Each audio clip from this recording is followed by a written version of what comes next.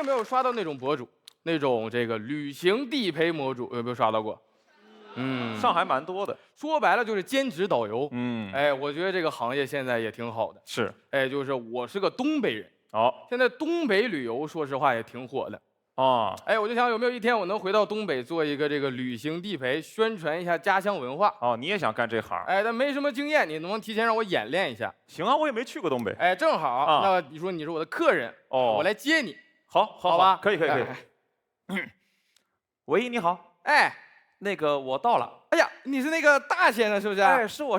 哎呀，等你半天了。哪个是您呀？门口。哪个？就捧你大照片那个。放下。太晦气了吧？放下啊！那我放车前面了啊。放车前面不更晦气了吗？那车不成灵车了吗？你车牌号告诉我，自己找行不行？车牌号那个7749。7749啊。没有7749啊？咋没有77？是你吗，兄弟？是我。不这个吗？哥，你这不 QQ49吗？啥 Q7749？阿波茨德基奇西，不知道？谁这么念车牌号啊？你好。你好。这干嘛呢你？逗狗呢你在这儿？开个玩笑，破冰啊！我录个视频行不行啊？行。现在不是比较流行嘛？这挂个那个小摄像机拍个 loft。vlog。拍什么 loft 呀 ？vlog 就那玩意儿，你知道吧？行。咱们刚下飞机舟车劳顿是不是？有点啊。我都给你安排好了，是吗？咱们直接奔这个东北洗浴怎么样？搓澡是不是？好啊。那咱走，上车。上车啊？没车？没车啊？没车？那个 QQ49是？这路边的。这路边的啊？那你怎么来的？我坐地铁来的。你坐地铁来的啊？你捧着我大照片坐地铁来的？欢迎你吗？不是？哪这么欢迎别人的？欢迎你啊！咱们那个进去，咱们搓澡好不好？之前有没有搓过澡？没有啊。你要这个盐搓、醋搓还是奶搓？我也不懂啊，啥叫奶搓？奶搓就是李乃文给你搓。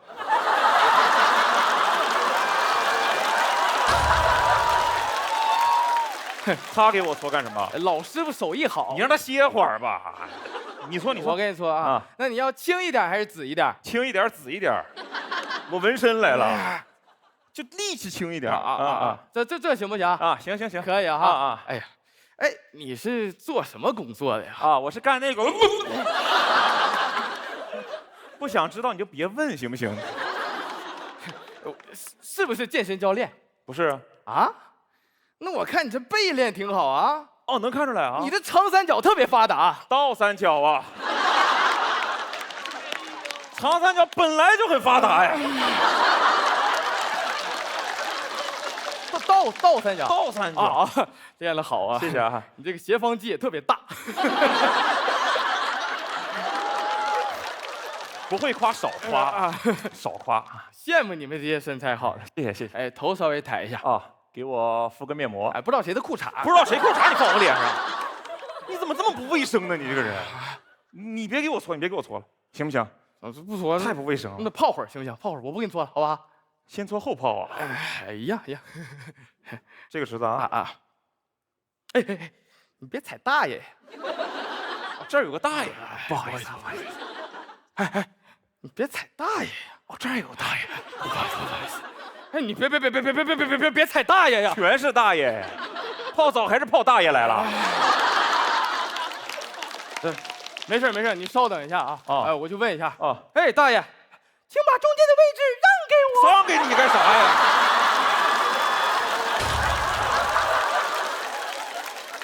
不泡了，别干扰大爷了，走吧。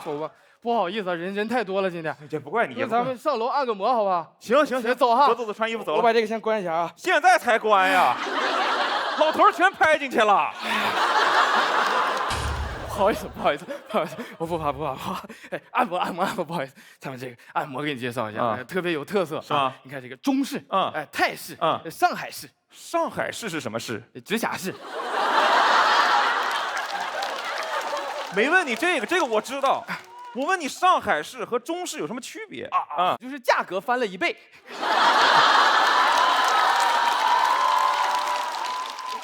给你点啊。这换一个。这个梦回大唐是什么项目？你挺会选啊，是吧？梦回大唐是咱们的特色项目。哎，就是这个按摩，哎，手法特别棒，能给你按睡着了。睡着，等你一睡着啊，给你扔楼下大堂去。哪个大唐？梦回哪个大唐？这太吓人了，你是恐怖项目啊！太是啊！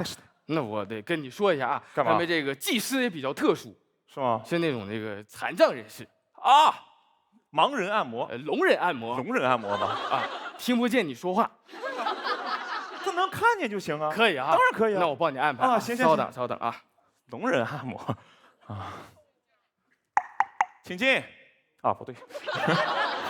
你好，哎，你好，哦，您是8号技师 ？OK，您听不见 ？OK，啊，哦，请。哎，有点疼，师傅。哎，不是，轻点。哎，疼！谁给你按开心了？疼了，你劲儿使小一点啊！哎，劲儿使小一点。哎，干嘛呀你？我让你劲儿使小点，这样，哎。OK。我健身，是，哦，谢谢。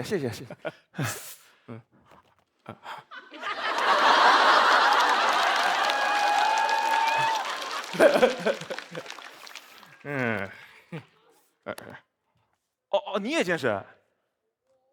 哦，厉害。练8年了，厉害。每天早上起来跑步，睡得也很早，吃的也很克制。你话怎么这么多呀你？你说话和按摩冲突，你知不知道啊？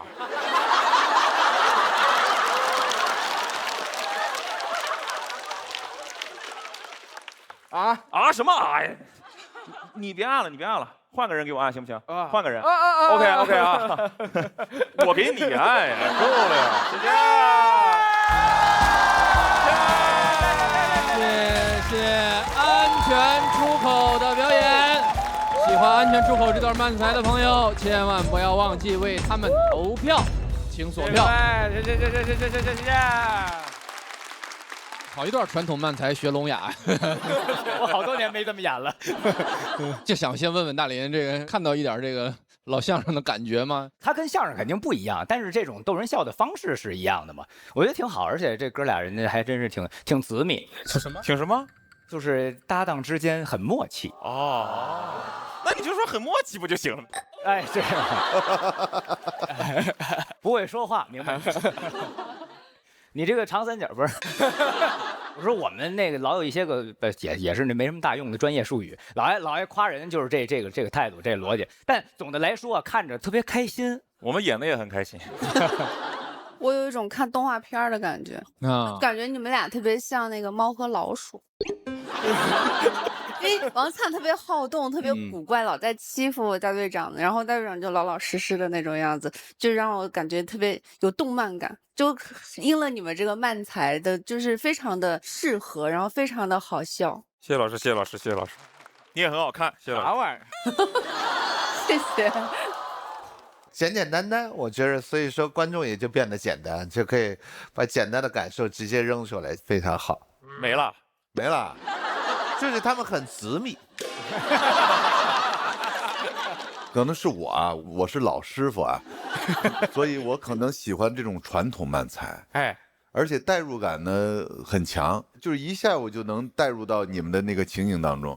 包括你看东北人，他有自带的那种幽默哈，然后又在东北的那个洗浴里面的那个情景，我就一下就带入进去了，挺好。谢谢老师，好，谢谢。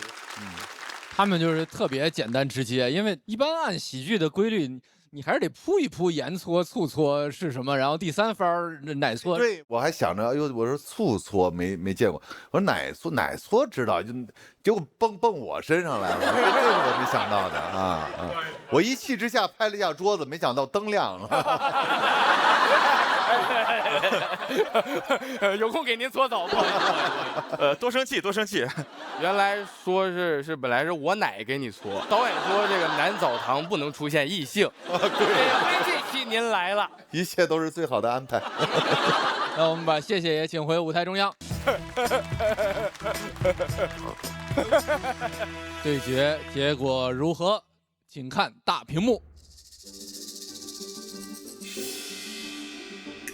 不好说了呢哈，都挺好，感觉都能190左右。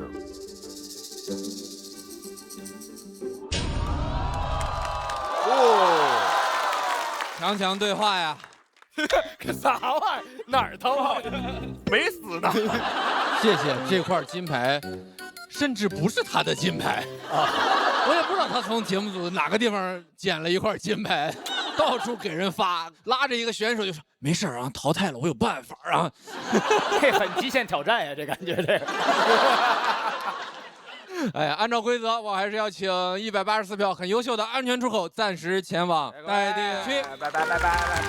同时恭喜谢谢205票直接晋级。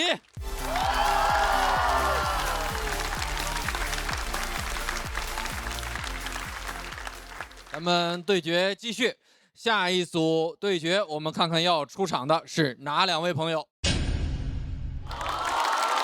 那率先要出场为大家表演的，除了是一名脱口秀演员之外，他还有另外一个身份。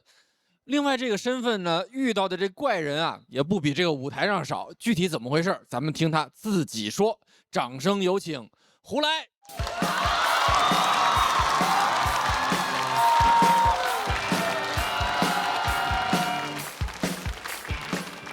哎 ，Hello， 大家好，我叫胡来，你们好吗？自我介绍一下，我是一个少儿吉他老师，教1、2年级的小朋友啊。我就特别害怕有些家长啊把孩子拎过来，是他们周末没时间带了。因为我们琴行不卖课时，是你买一把吉他，随时来我们随时教啊，明白了吧？所以那些家长一看说，哎。这儿托管孩子送吉他，一到周末就把孩子寄存在我这儿，我都要下班了，他也不来接，忙忘了。我刷着他爸发了条朋友圈，说我家孩子丢了，我就给他打电话，你儿子在我手里，就也顾不上孩子好不好好学了，因为有时候把孩子送过来啊，连吉他都不带，我是干上育儿嫂了。不是你学吉他不带吉他，京中有善口记者。后边开始直接拿我手机玩游戏了，他妈妈还问我说我儿子琴练得怎么样，我说挺好的呀，上海市第7高渐离了。爸爸妈妈没时间带，爷爷奶奶就更沟通不了了啊！我说孩子来上课还是得带吉他吧，他爷爷说带啥吉他呀？你这不都是吉他吗？你随便拿一把给他用呗，我开的是琴行又不是网吧。孩子一进门，网管9号吉他开2小时。那天下午孩子感冒了，他爷爷叫我带孩子去医院，特别生气啊，说你给我孙子教感冒了，我是拿花洒教的嘛。我就不理解这些爷爷奶奶非要催着自己孩子生孩子，说生完了我养。结果生完了都是我养。很多家长会觉得吉他不是什么正经爱好。我之前遇到过孩子说想学吉他，拉着爸妈进来，我都想上去介绍了。他妈妈说：“哎，那吉他学了以后能干嘛？以后出去要饭吗？”不是学吉他要饭怎么了呢？你都出门要饭了，扛钢琴多累呀！城管来了你都不好跑。他不支持孩子学嘛，就问我，就挑我各种各样的毛病，问我最便宜的吉他多少钱。我说你要诚心要啊，800。他盯着我，100卖不卖？你打发要饭的呢？我说卖不了。他爸工匠精神出来了，说儿子走走走，回家爸给你做。吉他有啥难的呀？找块木头刨个洞，拉2根弦不就完了吗？我说那个叫二胡。很多家长都会有那种乐器歧视啊。之前甚至有家长跟我说，吉他都没有什么正经的演出服，像人家弹钢琴、拉小提琴都要穿西服。我说人家钢琴是乐器之王，是因为人家音域广、上限高，不是因为他卡穿搭。你要是这么喜欢穿西服的话，你去萨利亚当 waiter 不就完了吗？也有那种孩子对吉他没什么兴趣，家长硬要培养的情况，但其实家长也不太了解，经常就是拉着孩子进来说：“宝贝儿，咱们学吉他啊，以后当郎朗。”我说咱学吉他应该是当不了郎朗，郎朗学吉他都当不了郎朗。他逼着孩子学嘛，那个孩子积极性就特别差，到了琴行除了练琴啥都能干。我之前带过一个小女孩练吉他练一半，摸了本数学作业出来，藏吉他谱下边偷偷做。我以为她看漫画呢，我说看啥了？没收了。黄冈小状元。不是琴行里怎么能做数学呢？放纵餐怎么能吃沙拉呢？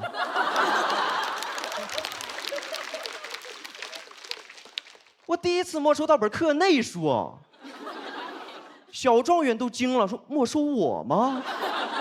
你知道我是谁吗？我黄冈，我大哥是衡水，你还没收上我了，你个小雅马哈。我就跟他妈妈商量，我说不行，孩子好好搞学术吧，在我这儿别耽误了。结果他妈妈说，孩子就是得全面发展，你别说学吉他了，他周末还得练跆拳道呢。哎呦，我就特别心疼这个孩子，在道馆做题得多困难呢。很多家长都会说，哎呦，我们那个年代最羡慕的就是班里那些会特长的孩子。你羡慕你就自己学呀，你现在不学，等你以后60了。别的老头都会拉二胡，你只能在旁边撞树，在旁边自拍。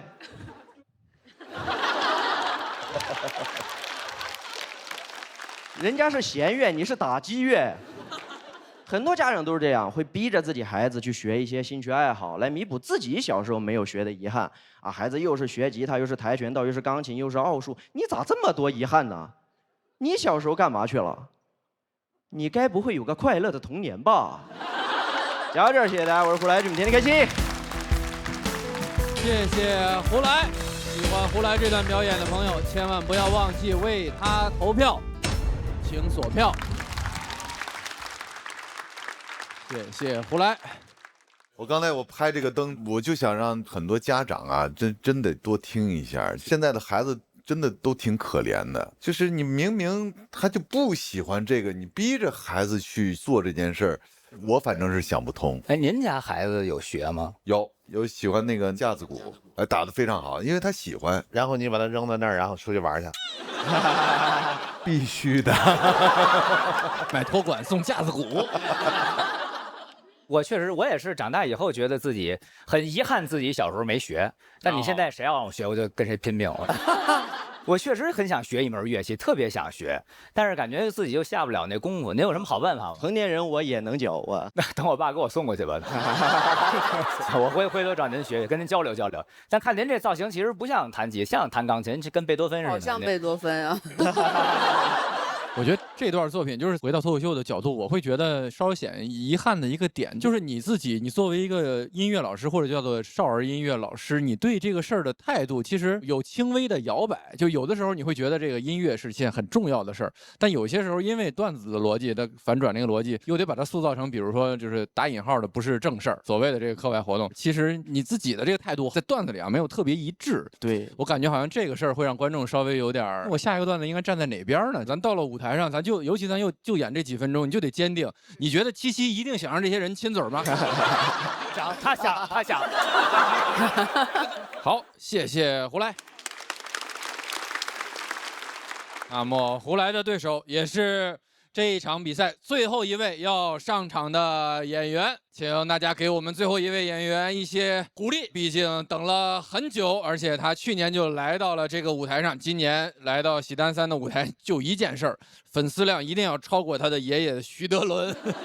我们掌声有请徐指导。我是那个整轮最后一个，我觉得上一轮小爽是个很好的榜样，他最后一轮上来演得非常稳，然后非常帅的一个收尾。我希望我能让来录制的观众也好，让线上的观众也好，看到这一段，看到最后，然后是一个亮眼的收尾。我也相信能做到。这个赛段我去了很多次开放麦练习。我就想当个单口喜剧的劳动人民，咱把每一个小事儿、每一个小观察，用自己最大努力给它写好笑了，就很满意了。我这一赛段希望就能够特别松弛的，像在开放麦一样，就跟大家嘻嘻哈哈的讲完，就挺好。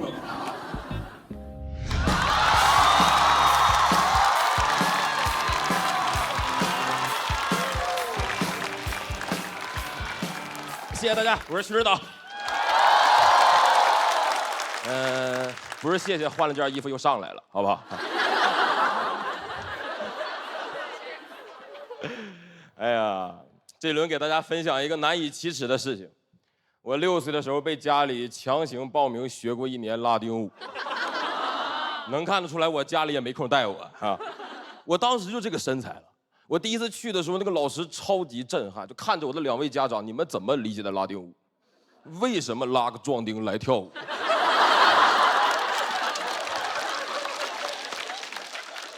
这个糟糕的决策是由我妈提议，我奶出资。我奶亲自看我跳了一次以后，决定撤资。我当时跳的差到我在班里都找不到合适的舞伴，老师每天在班级前面说，同水平的一个女生一个男生搭档成舞伴，互相学习，互相跳。看着我说，你先对着镜子跳。我说那老师，等会儿第一个动作我俩谁先跳啊？直到过了2个多月，班里新转进来，我跟他勉强成为了舞伴。水平可以说跟我是不分伯仲，我为什么说勉强呢？性别也完全一致，就我们2个男的跳的差的有点高山流水了，相得益彰啊！就老师那个拍，我俩拍跟不上，但我俩错的拍在一起，就我俩简直可以说是拉丁舞界的一对卧龙。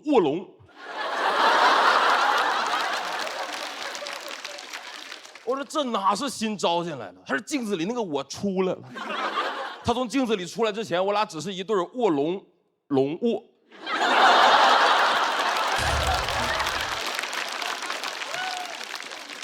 后来舞蹈班办了一场内部的比赛，家长们都来看了。我跟龙卧呢，设计了一个动作，就是我俩跳一半的时候撒手，然后转圈再丝滑的拉回来。那天我俩是在第2分钟撒的手，比赛结束后才找到对方。那天就是投资人我奶亲自看的那场，来之前他听说我找舞伴费劲了，但是没想到在台上找啊，看着我跟我的舞伴在台上越找越远，双向辜负。说这舞伴之间确实会形成独特的磁场，这个同性它就是相斥，是吧？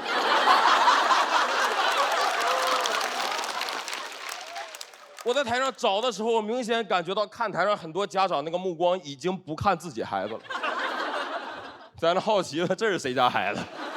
很快他们全知道了，因为整个看台上就我奶一个低头不看我的呀。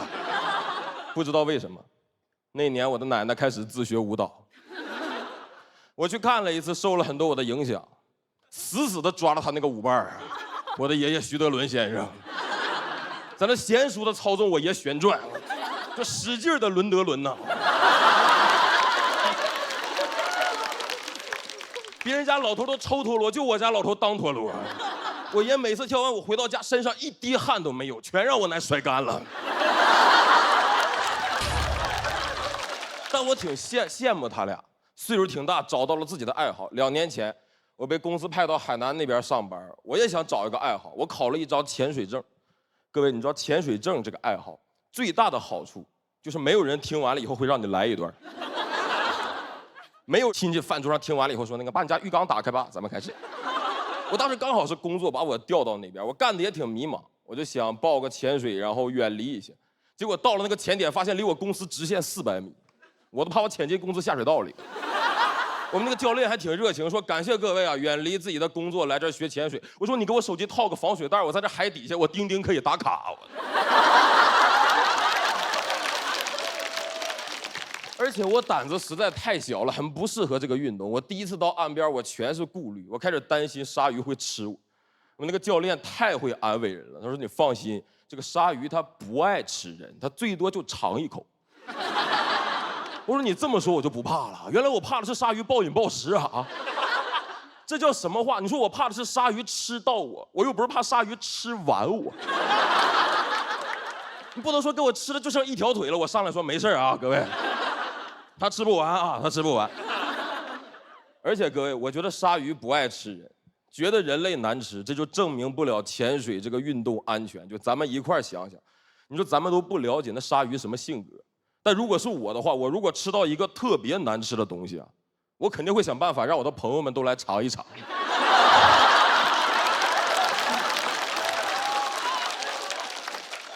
我教练说你放心吧，鲨鱼不会尝你，鲨鱼最喜欢的食物是海豹，而咱们大多数人类呢，脂肪含量比较低，是安全的。我说你带我来啥意思啊？我穿上潜水服也很像海豹啊。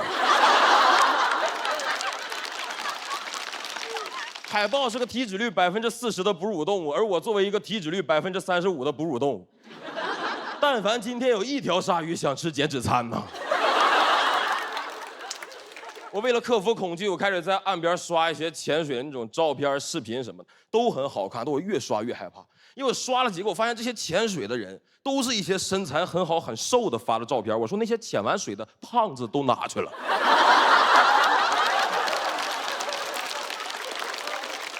是我想的那样吗？啊！我甚至看到一个帖子，简直骇人听闻，说潜水适合胖子减肥，半年轻了10公斤。我说你说清楚，你是半年逐渐轻了10公斤啊，还是一瞬间轻的呀？我现在感觉这个帖子有问题，我有阴谋论了，我怀疑这个帖子是鲨鱼发的，这该不会是条钓人帖吧？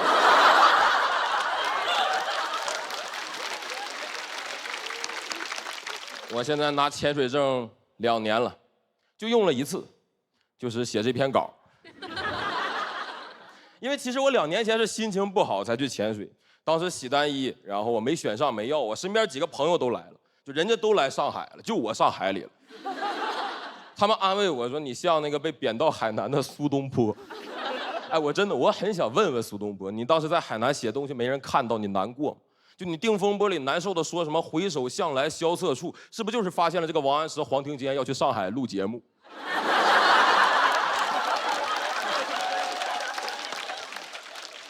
也不用羡慕，没准那个黄庭坚到了以后说了太多话就被剪了，然后咱都。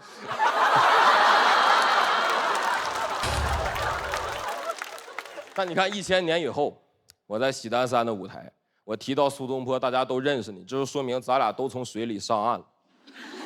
这句我非常羞耻，各位。但你们看定风波最后一句就这个意思，归去也无风雨也无晴，就是说明即便是苏东坡啊，他到最后一句啊，他也得上价值。谢谢各位，谢谢你们。谢谢徐指导。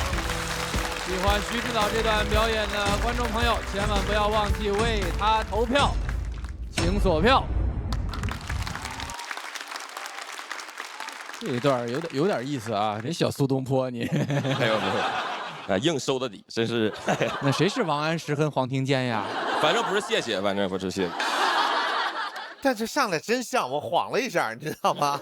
就我刚刚上了那一句，真的不是现挂，这跟各位承认，就是我去年下来以后，我接他后面演出，我写了一句，然后我俩就开始，如果他在我后面上这句，我就借他。当然他非常这个确实是很保护原创，这句只你用，然后我不用，哎，非常有原则一个年轻人，这是。那不本来就是他写的，不愧是我的龙卧，好不好？但不管怎么说，真的谢谢你，整个这次的所有的节目最后有这么一个收尾，让我们感觉很满足。是我压力也挺大，因为当时导演组沟通问我能不能收，然后我其实第一反应我有点害怕，然后这个也尝试问过能不能往中间换一换，但是中间的人都不愿意把位置让出来。你跟他们说呀，哎，往边上靠一靠。这帮小机器人啊！但其实这是开玩笑，因为我其实对我这篇内容我稍微有点自信，我希望能给大家今天晚上就是最后能再开心的回去，希望能完成了吧今天，谢谢各位，谢谢你们。但我从演员的角度，这个非常难得，这非常锻炼人。是，因为咱们演出的时候，你都知道，最后一个演出的压力，最好的节目才放在最后呢。哎呀，别，这肯定谈不上。但话说来，我能向您求教一下吗？因为这个。你是怎么从拉丁过桥到潜水的呢？是这样，因为确实我有些东西就是我觉得3分钟正好，然后再多一点呢，我就觉得它梗密度可能就对不上去了。我就有的时候为了保密度，我就会把它砍到一个2、3分钟的体量。因为其实最开始这个段子是想说，就是小的时候其实家里逼着你，像胡来老师说过，就是去学一个东西。但其实学潜水证，我根本不热爱潜水，我单纯的就是为了假装自己没那么空虚。那一刻我发现我好像是我自己的家长，就那种感觉。当时就想这2个能不能放到一起？2年前，然后我当时那份工作把我派到海南，我1年没上台，我看着大家，这个远离我都在进步，然后我特别崩溃的时候，我突然那个画面就浮现出来了，所以最后就选择了这么一个收尾方式。太好了，太会比赛了，是个大赛型选手啊。徐指导这个能力很强哎，就是有的人其实可能把很多故事放在一起，大家会觉得很杂，或者有一个故事没听爽，但是你把每个故事都安排的非常的分量刚好，然后我们就听得很清晰。谢谢。所以压轴是有道理的，真厉害。我也是觉得，就是首先文本很规整，而且很巧。我发现你的想象力好强啊！就光鲨鱼那一段，我的妈呀，我就一直在听。主要是真胆小。我知道你胆小归胆小，但是你想象力真的太强了。就你平时就这么贫是吧？是，确实是。当时反正去学潜水，确实也遇到了点危险，然后没写进去。然后昨天刚好他们转我一个新闻，有一个男的好像让鲨鱼给咬了一块儿，他没长鲨，让鲨长他一下。好，那我们把胡来也请回舞台中央，看看咱们最后一组对决会有怎样的结果。按照规则，我要遗憾的请胡来先前往待定区。同时恭喜徐指导202票直接晋级。这个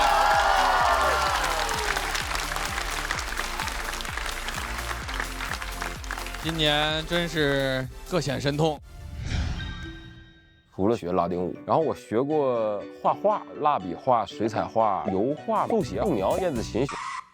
我的爷爷教过我，但我爷爷教不明白别人，他的教法就是这样，上来就教我写草书的我的本名，这我怎么可能学会？总之就是我很小的时候，我爷就通过他糟糕的教育方式，让我们哥仨全都失去了对书法的兴趣。但我字儿还是非常好看，我觉得有一些天赋，我觉得很像。我真的觉得很像，我当时穿那个潜水服的时候，就是他那个肚子很显，我说这个真的有点跟海豹分不出来了吧。随着徐指导和胡来这组 PK 的结果，我们第2赛段整个赛段对抗路友谊赛的比赛就全部结束了。谢谢各位的表演，也谢谢各位观众朋友的支持。阿成陪了咱一整个赛段，有啥感受可以跟大家分享一下？我现在不太敢说话。你怎么了？我不知道气友复活没，心虚，我现在有点心虚，我得看看结果来说吧。主要是好朋友，有点担心他。成，那就不为难阿成了。咱们这边4位气氛组组长，简短的，我们稍微给大家总结一下这个赛段，要不？我先说吧，我呀，就是真的是第一次看线下脱口秀，这2天说实话就好充实。看到了这么多高手在一起过招，哎呦，这种感觉真的太奇妙、太美妙了。我刚才还说，昨天我一宿基本上做的都是他们的梦，我估计今天晚上又是一个不眠夜。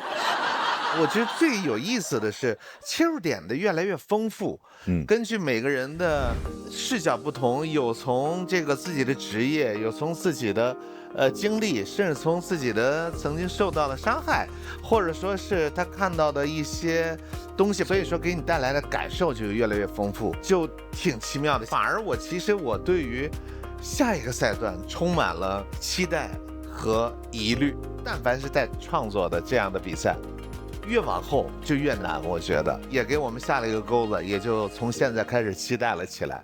担心就是因为期待嘛，担心就是因为关心嘛。每次录制都感觉是来给予我养分的，就无论是简单直接的，还是让我回味无穷的。我觉得今天下午看到77得这么高的票，然后觉得终于女孩有胜利的光辉在，然后又看到凯峰、海宇作为新人可以拿到很高的票，像黑灯依然可以很炸，就是新人老人一起的那种蓬勃的状态，就是真好，这个夏天真好。我觉得就是乃文哥刚才有这么一句话，其实这并不算是线下的表演，顶多算是您面对面看到他表演。真想看线下，还是得您去剧场里，然后观看这些个选手朋友们，不论是留在我们舞台的，还是说在待定的。希望大家都能够抽出时间去现场真正的看一看我们这些朋友们，谢谢大家，谢谢郭麒麟老师。那对抗路友谊赛的最后一场就全部结束了，我们一起来看一下目前的得票情况。淘宝闪购更优惠，你的喜报已就位，请看大屏幕。恭喜77，216票获得本期比赛的最高分，恭喜！够快、够好、够优惠，淘宝闪购将与你一起见证够闪耀时刻，并且为你准备了惊喜福利。恭喜77！除去坐在我们对面2楼已经晋级的22组演员之外，我相信无论观众朋友、我们的气氛组，所有朋友心中都会有自己的遗憾和遗珠。喜剧之王单口季一直是演员友好、公平公正，按照整场比赛3期下来的排名，会有10位朋友再次回到舞台之上。我们来看一下会是谁能继续陪伴大家一起演出、一起比赛，请看大屏幕。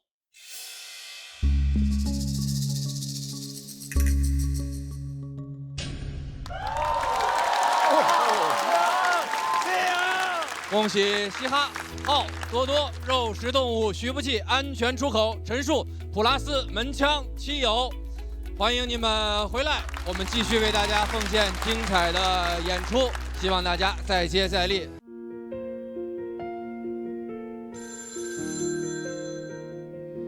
巴拉宝宝，你好棒，你勇敢善良、正直真诚、努力、乐于助人。坦坦荡荡，曲中若轻，有得必有失。希望自己以后都变得更洒脱一点，很多事儿看得更开一点。我希望你能永远像第一次接触脱口秀那样喜欢脱口秀。你忘词了没？回答我，立马回答我。也认识这么多朋友，还是挺开心的，也没有什么遗憾。玩完了，我要回去享受我的假期了，我要好好的休息。我真嫉妒我自己，嫉妒苦苦。故事的结局还是说了拜拜。是我最喜欢的黑森林蛋糕，虽然外面很苦，但其实里面很甜。捞起捞起，风生水起。我希望我下次来的时候，我可以搁这架一个锅。祝我们在喜剧这条路上永远有饭吃。祝我们在喜剧这个条路上洋洋堂堂的。那第2赛段对抗路友谊赛就到这里全部结束了。我们最终来看一下本赛段的全部晋级名单。恭喜所有的朋友，期待各位后续带来更精彩的演出。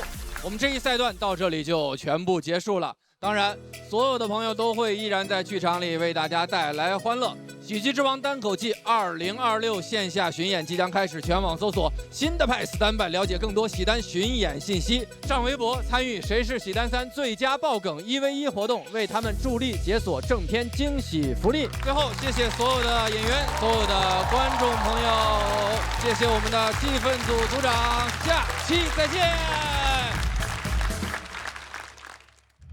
喜报喜报！今晚加餐不用等，淘宝闪购帮你省。Hello， 天哪，是淘宝闪购的盲盒吗？那我可要好好期待一下啦！好精致的下午茶呀！上淘宝闪购搜假日拼团，点外卖拼团更优惠，拼了，干饭不孤单！感谢够快、够好、够优惠的淘宝闪购，我去享用啦！首先祝贺各位顺利晋级第3赛段。接下来，让我们有请代理主持人登场。让我们用最热烈的掌声欢迎喜剧播客界的主持双子星咸鱼大老王。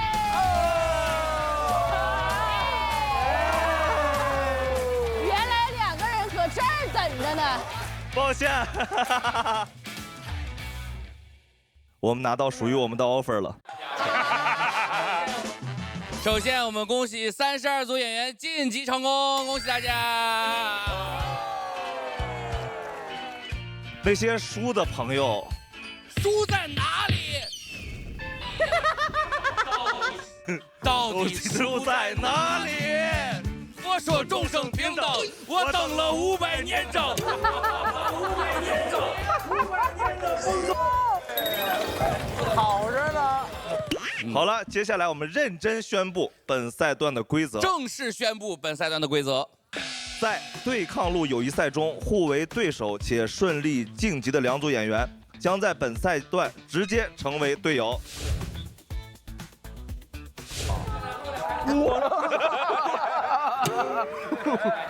当然了，因为淘汰了对手单独晋级而暂时落单的朋友们呢，也不用紧张，你们可以互相重新组队。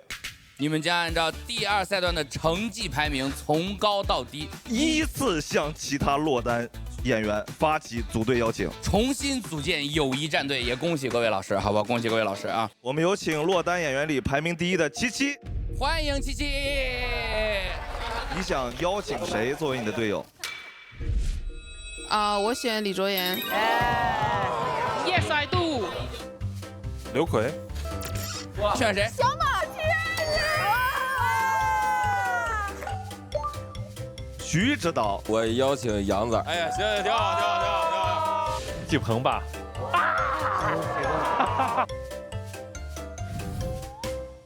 恭喜16组友谊战队组队成功，恭喜你们！现组建的16组友谊战队排名前2的小队，还有一个特别奖励。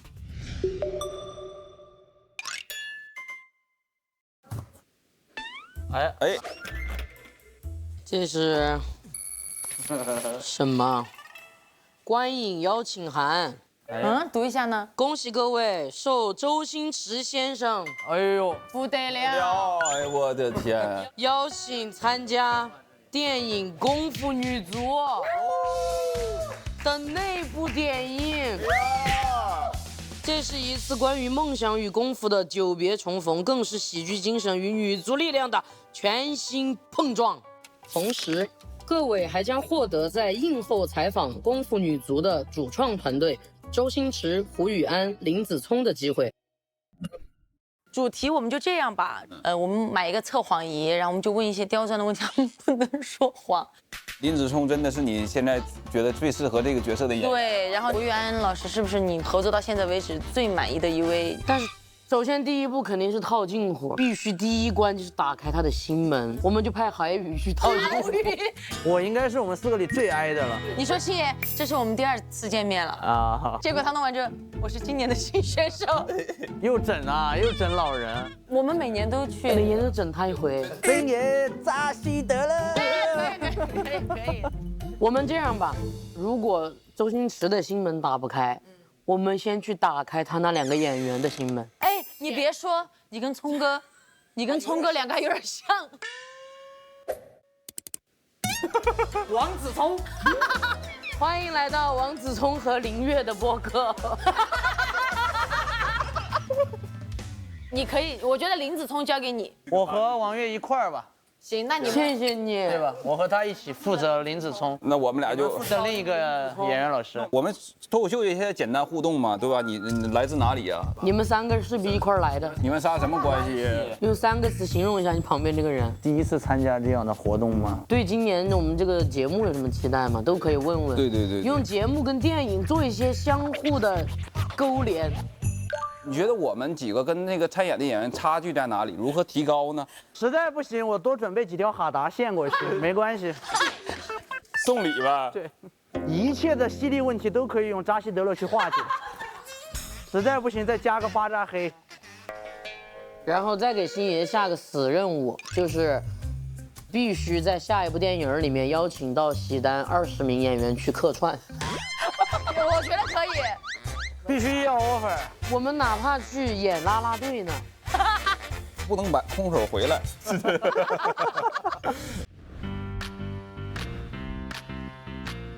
Hello， 欢迎大家，欢迎大家。然后我们现在热烈欢迎一下星爷和我们功夫女足的主创。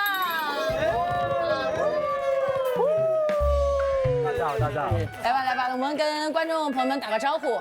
Hello， 大家好，大家好。我们接下来4位呢，可以跟3位做一个自我介绍。老师们好，我是王悦。重生之我在功夫女足里面可能是林子聪的本人，林子聪的背影。哦。他说踢我的背。我觉得只有他能替你，也可以你替他的背。我觉得你们俩正脸都可以，正脸可以替他。3位老师好啊，我是海宇，我在喜丹3是少数民族演员，我是藏族。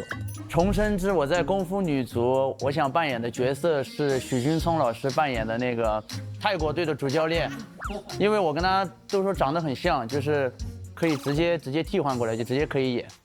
你可以，又是正面可以替。你们有个替身的梦啊！重生之我在功夫女足里，我觉得我将会是那条龙。重生之我在功夫女足里，我的角色将是制片。对，我最想拥有的功夫是点盒饭。如果尹片酬没有盒饭的时候，我可以给他一盒。害得所有人都没饭吃，我也没吃饭呐。你很想吃饭吗？啊，和他一起吃吧。就是很久没有看到过这么无厘头，然后又把夸张做到极致的这么一部热血的喜剧。我们在电影院里面笑出鸡叫。是真的有人把鸡带进去看吗？我想听一下是怎么样的鸡叫，就这样笑，就这样子。对。你现在是说优点是吗？对啊。为何？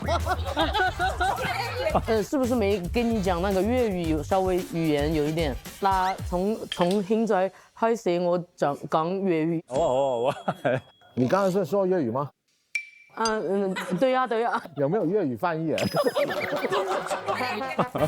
我第一個印象非常深的鏡頭是那個踢足球的時候，把那個那個框裡面的網踢爛了。然後2個工作人員拎着箱子上去在那補網。但是這個好笑的點是在於，因為這個電影就是在一個很無厘頭的宏大的敘事裡面，看到了一個真正在做實事的人。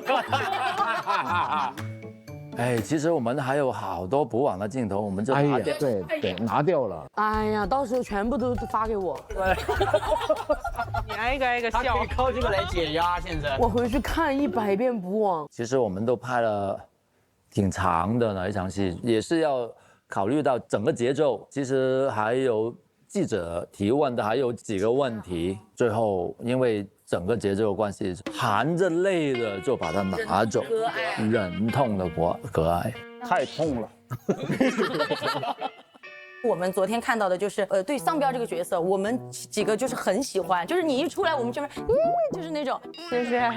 那但是我想问一下，就是胡老师第一次看到丧彪这个角色的剧本的时候，递到你面前，你看到这个剧本有什么感受？当时我觉得丧彪这个名字对我来说很熟悉，就是我人生养的第一只猫叫丧彪，然后它很跳脱，精力特别充沛，就是像一个那种弹珠一样到处飞来飞去的，我很满意这个名字。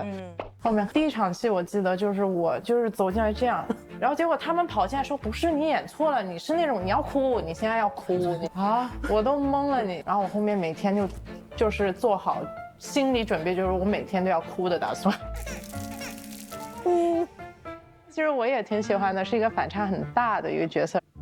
我们昨天看完过后出来，就是同场看的很多人都有聊到这个角色，因为大家好像都有在丧彪身上看到了自己。其实我感觉就是那样一个性格，他需要最后的那一个爆发。对，因为我生活中也是像电影里，其实是会把委屈就吞在自己心里，所以我感觉需要那个。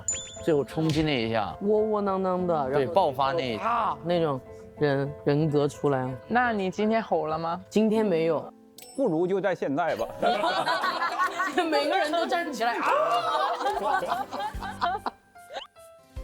我很想问一下，当时这么多鬼马的招数，在这部电影里面这么密集的出现的时候，你们是怎么想到的？可能真的有这些人，真的见过是吧？对啊，我们会把它更立体想象，对，在想象这空间。但是这个，譬如说这个关节是可以脱开来，然后再回去，这个是有这种人的。哦，有会脱臼完了之后，然后下一个自己可以就是把关节就是脱开，对，就某一些关节，不是每一个关节。缩骨功。确实，我们看完了，大脑皮层已经没有褶皱了。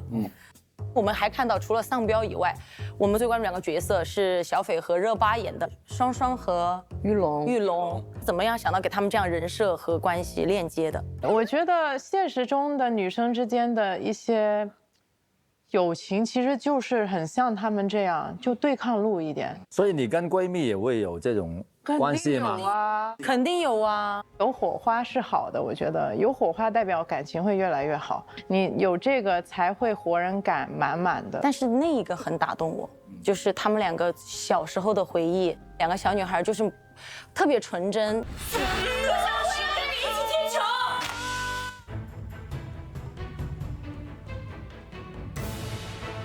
想入血菜，問過我哋先。原來有一些伏筆埋在了25年前，是我们的计划。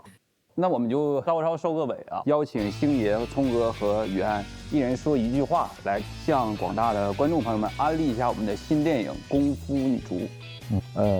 如果大家最近胃口不怎么好，睡眠不太好，不如去看看《功夫女足》啊，可能会帮到你的。一定能帮到，一定能帮到。看完过后吃得香，睡得好。想看一群热血沸腾的美女踢足球，就来看吧，顺带跟我一起发个飙。发飙！我就希望大家喜欢，希望大家喜欢，一定会，一定会的。我相信功夫女足和济南三一样，都会陪大家度过一个难忘的夏天。感谢星爷，感谢我们主创团队，谢谢你们，谢谢。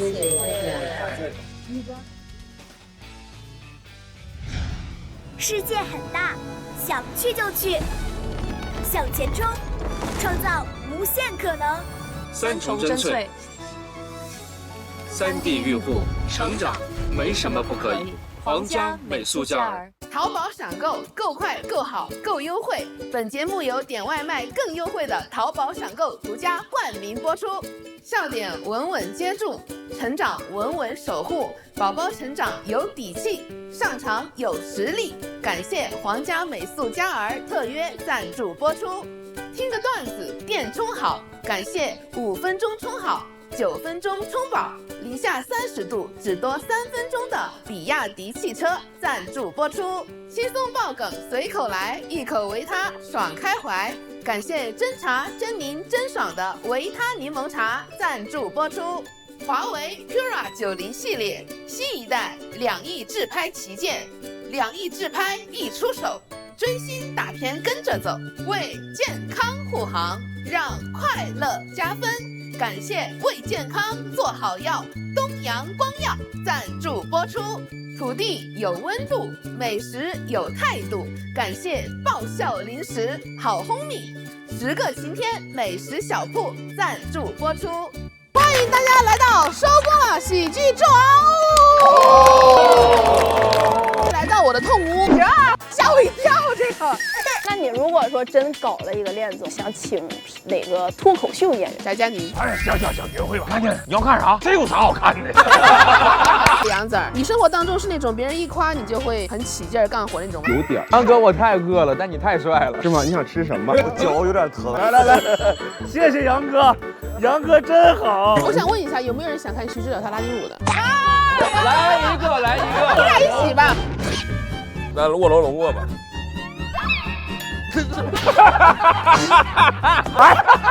原来是拉丁还是蒙古摔跤啊？今天的游戏时间，最强王者，我喜欢的恋综设定，通过话术尽力的给它包装。我这个人好，小伙子品质好，光芒四射的一个男孩子。这话说的太像媒婆了。我这个人他简直就是跟大队长一模一样，他不会干预你的任何花絮，喜欢 AA， 他有什么事儿不压着，脾气差，喜欢发火。我不可能选你，我这个人我感觉真挺次的。只有你真的为我好。你是不是踩这个人捧你自己来了？所以最后选的不是这上面的人是吧？最后选择王灿，因为他真诚。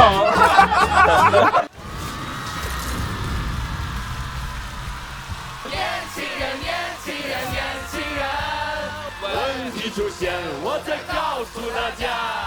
欢迎人客，这一赛段叫友谊路对抗赛。我要是勾践，我也得让全世界知道我卧薪尝胆。我在川沙那儿修一个尝胆乐园，吉祥物是赵子龙，因为他浑身是胆。第一次外国法测试，我勇夺倒数第2，明哥倒数第1。但是明哥没挂科，明哥高兴坏，他说：“兄弟，咱俩没学都没挂科，咱俩要学了不无敌了。”我学了。